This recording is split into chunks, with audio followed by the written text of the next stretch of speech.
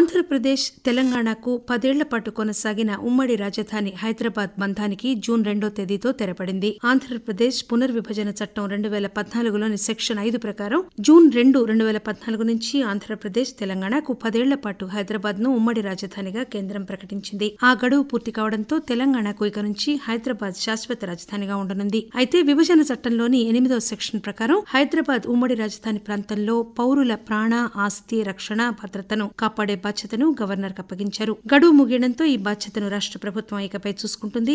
ఇకపై విద్య, ఉద్యోగ, ఉపాధి అవకాశాల్లో సింహభాగం తెలంగాణ రాష్ట్ర ప్రజలకు దక్కుతాయి. జూన్ 2వ తేదీన దశాబ్ది ఉత్సవాలను పురస్కరించుకుని తెలంగాణ ఆవిర్భావ వేడుకలు సికింద్రాబాద్ పెరేడ్ గ్రౌండ్ లో ఘనంగా నిర్వహించారు. ఈ కార్యక్రమంలో ముఖ్యమంత్రి రేవంత్ రెడ్డి తెలంగాణ రాష్ట్ర గీతం జయ జయ హే తెలంగాణ గేయాన్ని విడుదల చేశారు. జయ జయ హే తెలంగాణ గీతాన్ని కవి అందశ్రీ రచించగా ప్రముఖ సంగీత దర్శకుడు ఎంఎం కీరవాణి సంగీతం అందించారు. దశాబ్ది ఉత్సవాలను పురస్కరించుకుని ముఖ్యమంత్రి రేవంత్ రెడ్డి గన్ పార్క్ వద్ద అమరవీరుల స్తూపానికి నివాళులర్పించి రాష్ట్ర సాధన కోసం ప్రాణాలర్పించిన వారి సేవలను గుర్తు చేసుకున్నారు. మరోవైపు రాష్ట్ర ప్రభుత్వం దశాబ్ది వేడుకల్లో భాగంగా ట్యాంక్ బండ్ పై వివిధ సంగీత, నాట్య కార్యక్రమాలు, లేజర్ షో సందర్శకులను ఆకట్టుకునే విధంగా ప్రదర్శించింది. హైదరాబాద్, సికింద్రాబాద్ పార్లమెంట్ ఎన్నికల ప్రక్రియ ప్రశాంతంగా ముగిసింది. దీనికి సహకరించిన ప్రజాప్రతినిధులు, అధికారులు, సిబ్బంది, పోలీసు అధికారులు, ప్రజలకు హైదరాబాద్ పార్లమెంట్ నియోజకవర్గం రిటర్నింగ్ అధికారి, జిల్లా కలెక్టర్ అనుదీప్ దురిశెట్టి, హైదరాబాద్ జిల్లా ఎన్నికల అధికారి, జీహెచ్ఎంసీ కమిషనర్ రొనాల్డ్ రాస్ ప్రత్యేక కృతజ్ఞతలు తెలియజేశారు. పోలింగ్ తో పాటు ఓట్ల లెక్కింపు ప్రక్రియ సజావుగా పూర్తయిందని పేర్కొన్నారు.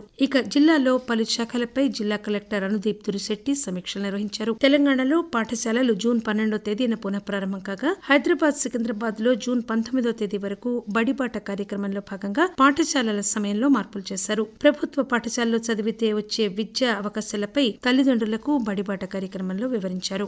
జిల్లాలో యూపీఎస్సీ సివిల్ సర్వీసెస్ ప్రిలిమినరీ పరీక్ష, గ్రూప్ 1 పరీక్షలు ప్రశాంతంగా జరిగాయి. జూన్ 20వ తేదీన జాతీయ నులిపురుగుల నివారణ దినోత్సవం సందర్భంగా రాష్ట్ర వ్యాప్తంగా పాఠశాలలు, కళాశాలలు, అంగన్వాడీ కేంద్రాల వద్ద డీవార్మింగ్ మాత్రలు పంపిణీ చేశారు. రాష్ట్ర ఆరోగ్య, కుటుంబ సంక్షేమ మంత్రి దామోదర రాజనరసింహ, హైదరాబాద్ ఇన్ఛార్జ్ మంత్రి పొన్నం ప్రభాకర్ తో కలిసి హైదరాబాద్ రాజ్ భవన్ ఉన్నత పాఠశాలలో ఈ కార్యక్రమాన్ని ప్రారంభించి విద్యార్థులకు డీవార్మింగ్ మాత్రలు వేశారు. తొలిసారిగా హైదరాబాద్ కేంద్రంగా ప్రపంచ వరి సదస్సును జూన్ 4, 6 తేదీల మధ్య నిర్వహించారు. అంతర్జాతీయ వరి పరిశోధన సంస్థ సహకారంతో నిర్వహించిన ఈ సదస్సులో 28 దేశాల నుంచి దాదాపు 500 మంది వ్యవసాయ శాస్త్రవేత్తలు, వ్యాపారులు, అనుబంధ రంగాల ప్రముఖులు పాల్గొన్నారు. మృగశిర కార్తె సందర్భంగా హైదరాబాద్ నాంపల్లిలోని ఎగ్జిబిషన్ గ్రౌండ్స్ లో ఈ నెల 8, 9 తేదీల్లో బత్తిని సోదరులు చేప ప్రసాదం పంపిణీ చేశారు. చేప ప్రసాదం కోసం వచ్చే వారి సౌకర్యార్థం హైదరాబాద్ నగరంలో పలు ప్రాంతాల నుంచి నాంపల్లికి ప్రత్యేక బస్సులను టీజీఎస్ఆర్టీసీ నడిపింది. వివిధ రాష్ట్రాల నుంచి పెద్ద ఎత్తున ప్రజలు తరలివచ్చి చేప ప్రసాదాన్ని స్వీకరించారు.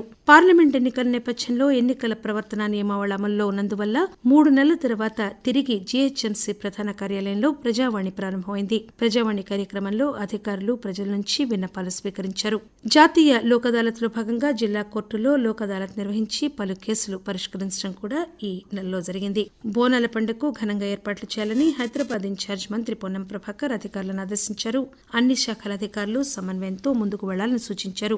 జూబ్లీహిల్స్ లోని ఎంసీఆర్ హెచ్ఆర్డీలో ఆషాఢ మాసం జంట నగరాల బోనాల జాతర ఏర్పాట్లపై దేవాదాయ శాఖ మంత్రి కొండా సురేఖతో కలిసి ఆయన అధికారులతో సమీక్ష చేపట్టారు. తెలంగాణతో పాటు 8 రాష్ట్రాల్లోని వాణిజ్య బొగ్గు బ్లాకుల వేలం 10వ విడతను కేంద్ర బొగ్గు గనుల శాఖ మంత్రి కిషన్ రెడ్డి హైదరాబాద్ లో ప్రారంభించారు.